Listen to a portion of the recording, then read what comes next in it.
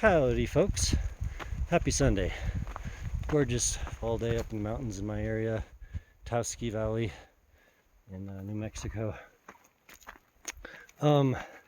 So I sent the Fat Earth prototype, first one I made, to Paul Wasabi. And I want to say right off, that is a prototype. Since I made that one, I realized that, try to make a couple more. Essentially, those drivers have to be near perfectly matched right out of the box. I can't adjust things very easily because if, let's pretend, I have to put a little damper on that vent, right on the front vent that I'm drilling. Say like one side has a little bit of an extra damper compared to the other one because the drivers aren't perfectly matched. Guess what happens? I can feel this like pressure differential left to right, you know. And it's like the sounds the same, but there's like this, you can hear right through those vents, so it gives you this lopsided feeling. So can't do it. So very few of those are going to be made, but they're really cool. But I wanted to review the ones that I've been sending to people, and strictly speaking, I think that I should probably come up with a name for the prototype, a different name, because, you know, like Paul Wasabi's talking about the Jew's Ear Clear, and it's like a bass headset, which like makes no sense because they were going for the clear shell while I was going for Fat Earth. That's the fat vent, not fat sound. Then the ones I've been making for people actually have fat sound. So yeah, it doesn't make any sense. I should probably come up with a different name for the prototype. Skinny Earth, that doesn't make sense either. Just maybe Earth. But but I wanted to review the ones I've been sending to folks. It's because of the fact that drivers can be slightly variable. I can tune around that as long as I can actually tune it. So that's the other thing, Fat Earth. Half of the whole thing with that is I don't put any tuning stuff in it. It's just like, bam. It's just, you know, one of those special sets that I might run into, basically. And then I have to adjust the back of the damper, but back driver. Anyways, going off about that. But talking about the ones I've been sending to folks. So the difference on those is that I'm not changing the front vent. Some folks have asked me for like a ton of bass, so that would be like maybe 10 to 11, maybe 12 at most. But majority of them have been getting like maybe 8.5 to 9.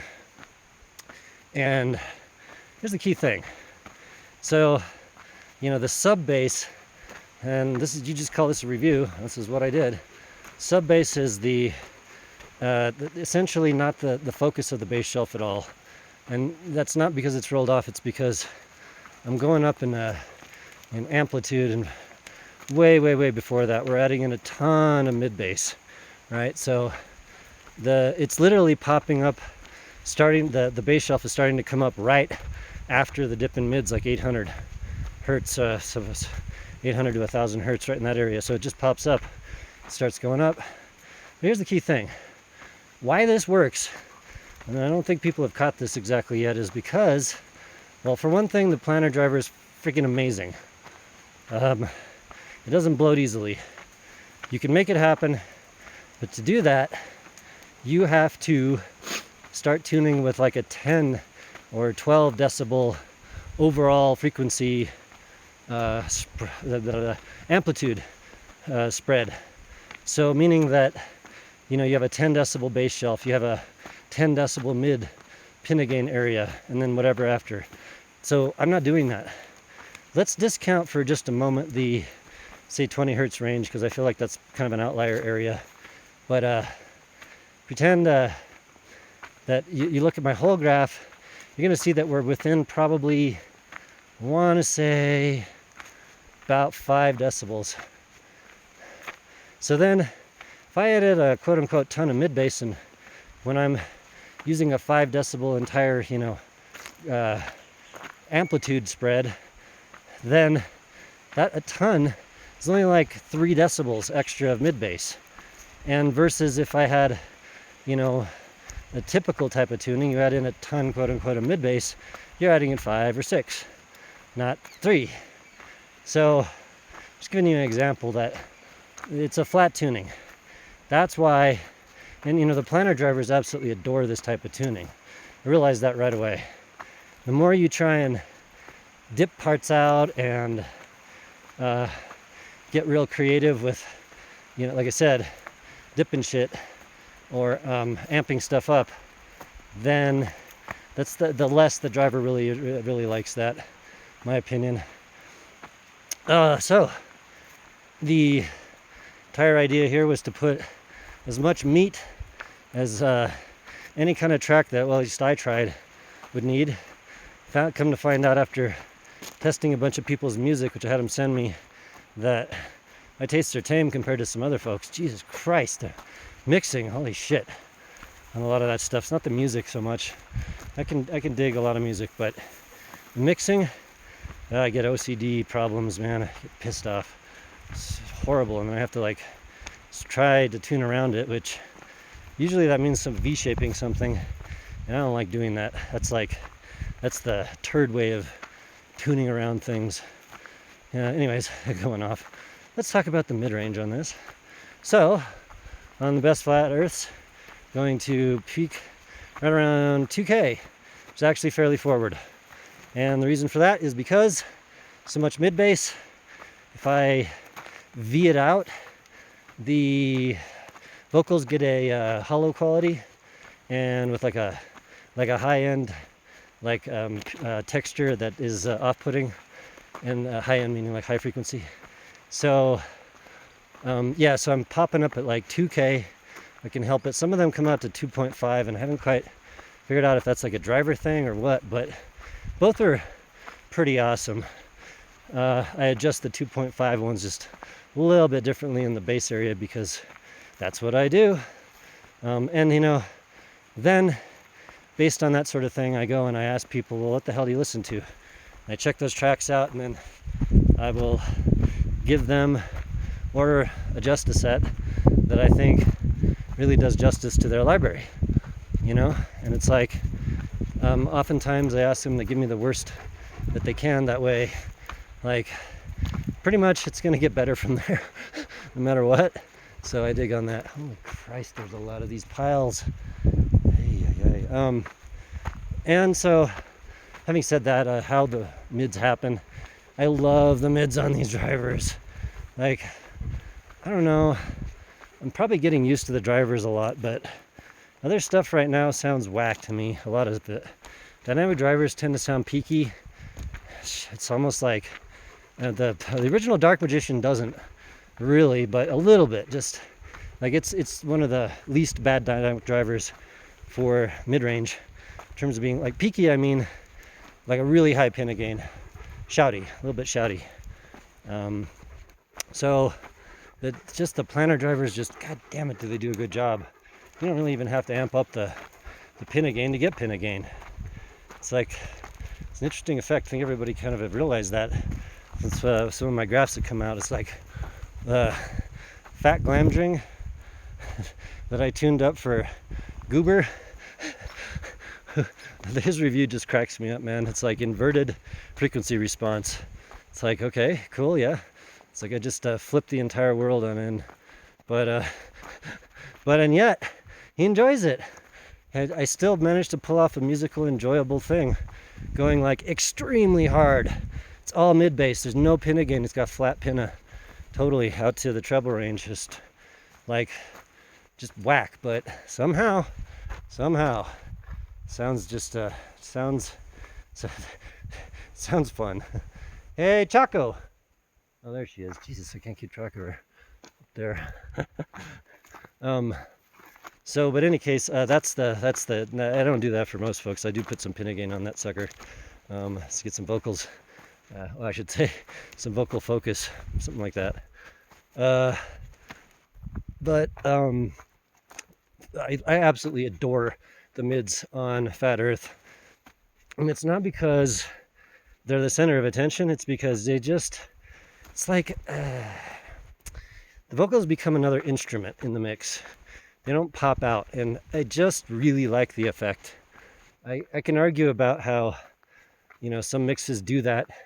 You do want to sing along, but at the end of the day, like, it's kind of to preference, I guess. So it it's it's an interesting way of portraying the mid-range in a like flat format. And the way my brain processes that is way more like I'm in a space, which is like a club or something, than anything else. So the type of music you might hear in a club goes super well with it, just straight up. You know, whether it's EDM, metal, I've heard some rap. I'm trying to think what else. New stuff. Reggae, tons of reggae, tons and tons of reggae. Anyway, you get the point. All that stuff really just, it's a different replay, but really nice. All of the textures and the organicness and just all that stuff is really cool on the mid-range. So then the treble, I said this to people, it's the best driver, the best single driver on the market. The bandwidth is the best, the mostest and bestest. There's probably something I don't know about, but it's just, you know, in generalities, this planar driver is damn near the best that you can buy. And the treble is twinkly, but not too twinkly. It's extended, hugely extended. This is a huge problem I have with listening to this set, or really all my tunings verses, and I put anything else in literally, and it just doesn't. It's like, oh, no air. Sounds dead, and I have to let my brain adjust a bit. Like going from one of my things to EJ07 is drastic. What is that? Anyways, been ruined. So yeah, the air and the treble is just off the charts for this driver, this tuning. It's my favorite treble replay of any IEM, and it also goes to 18K. So like on the best ones I have, 18,000 hertz. It's just like, what the hell, man? One driver, so from like 5 hertz to 18,000. And I was thinking that was somebody, but now I'm thinking that somebody dropped something. Did you find them there, Chalk? No. So then we come to the stage, and the big thing that this Fat Earth does is it gives all the energy to the mids, low mids, high bass. And there is a lot of stage information in that gets sucked out on 99% of headphones. And what people are hearing is there on other stuff. I think Paul Wasabi got the Dick Magician, and he's gonna get a good taste of what that could be like on a dynamic driver. And I'm assuming that he's gonna hear some of that. But yeah, that stage information that is sucked out on everything else, it's fucking amazing. Not all tracks do that. It's the genres I spoke of, but god damn it, it's cool. It's really cool. It's the widest, most 3Dist, like low organic tone thing. Low meaning it's got all the beef and meat that I don't hear in almost any other headphone. It's just a hell of a thing, man. So yeah, as you can tell, I absolutely adore Flat Earth. Did I say flat? Fat Earth. Yeah. It blows me away, man. So I'm gonna get on with this little walk and listen to some Fat Earths and rock out. Everyone have a great day. Talk to you later.